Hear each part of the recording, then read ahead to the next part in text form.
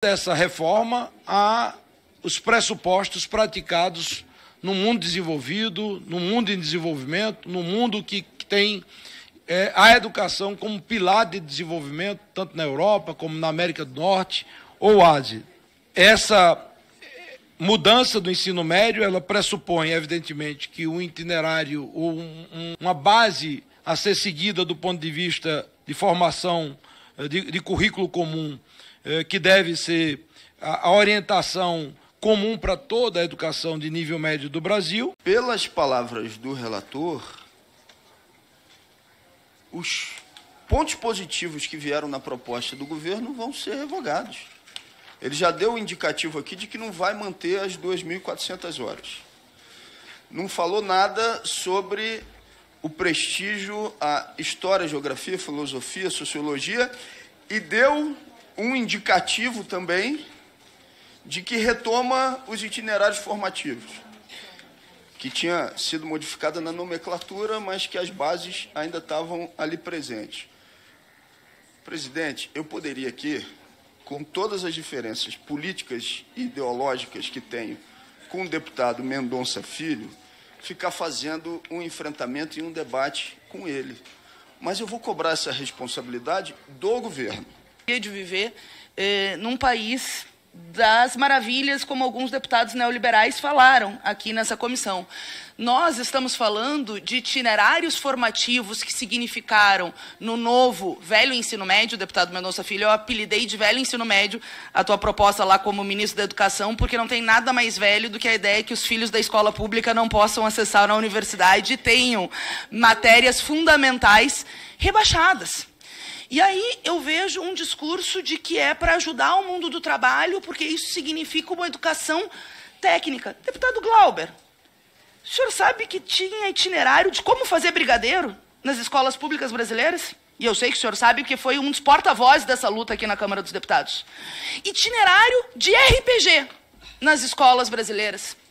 Que os itinerários não podiam ser escolhidos pelos estudantes, e aí eu não estou responsabilizando as redes, ao contrário, os professores e professoras que foram surpreendidos na pandemia pela implementação de um ataque brutal à concepção universalista da educação, que sofreram com a falta de professores, que aqui está se propondo, na prática, uma nova farsa, retomando ao passado pela fala do próprio relator, e eu peço 30 segundos para concluir, falando da carga horária e de tudo aquilo que ele quer reverter. Na verdade, o Mendonça diz aqui, queremos deixar como foi o meu projeto quando eu fui pai do novo velho ensino médio lá atrás. E eu quero alertar os estudantes brasileiros que é preciso, primeiro, fazer a luta, porque até este projeto foi fruto da mobilização de estudantes. E segundo, que o governo tem que ter responsabilidade de retirar imediatamente o regime de urgência e fazer, sim, uma medida provisória mostrando que tem lado, e esse lado tem que ser dos estudantes, não de uma concepção neoliberal de educação.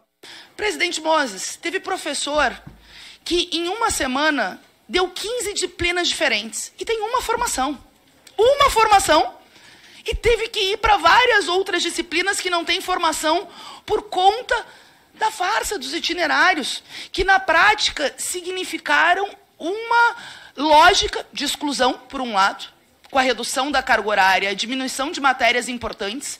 Ou a gente não acha que a falta da história, da geografia, da própria educação física, do espanhol, do inglês, faz a diferença na formação daqueles que adoram aqui usar exemplos internacionais, mas fazem os melhores cursos de línguas para si e para suas famílias, enquanto estudantes da escola pública só têm a opção da escola pública.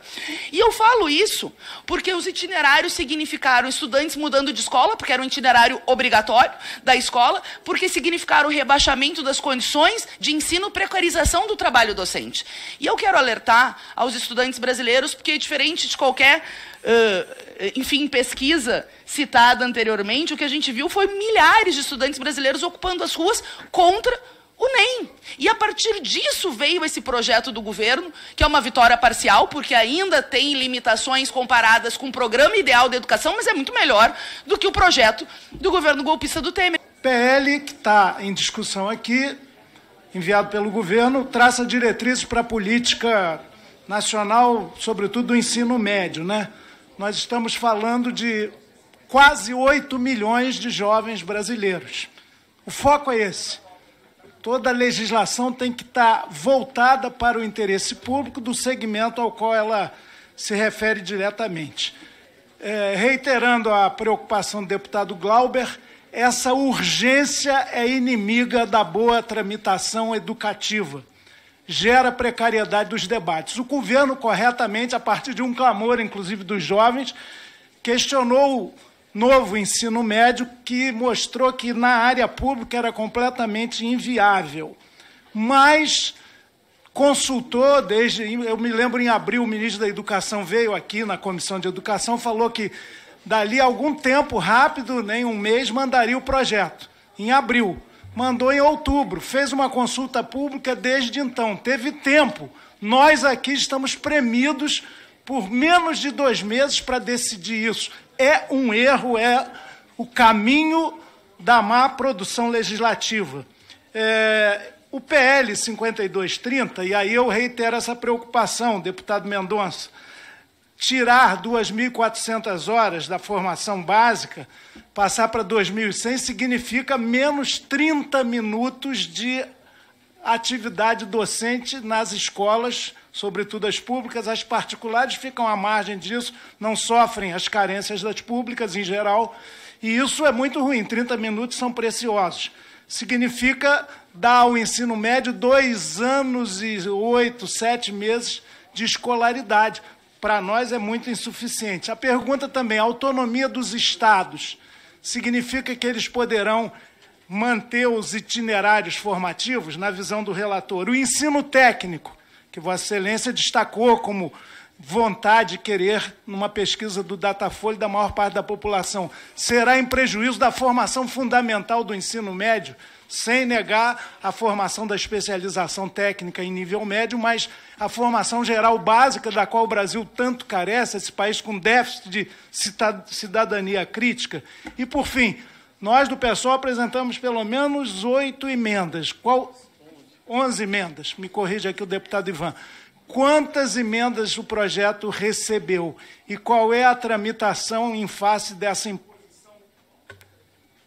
última frase, de imposição da urgência, que significa não passar em nenhuma comissão? Para quem está acompanhando aqui, urgência é, repito, precariedade, aí os grandes grupos empresariais que têm interesse na educação de nível médio ou um negócio podem prevalecer nesse processo. Por que eu vou cobrar essa responsabilidade do governo e, mais especificamente, do Ministério da Educação? Porque é uma afronta o deputado Mendonça Filho, que é o problema, ter sido designado como relator, já que ele foi idealizador do novo ensino médio, ou reforma do ensino médio lá atrás. Se isso não é uma afronta ao governo, é porque foi combinado com o governo que ele fosse designado relator. Se não foi combinado, e eu acredito que não tenha sido combinado com o governo, tenha sido uma articulação do deputado Mendonça Filho, todos pela educação, com o senhor Arthur Lira, o governo tem a solução. Tem a solução. Tira a urgência constitucional.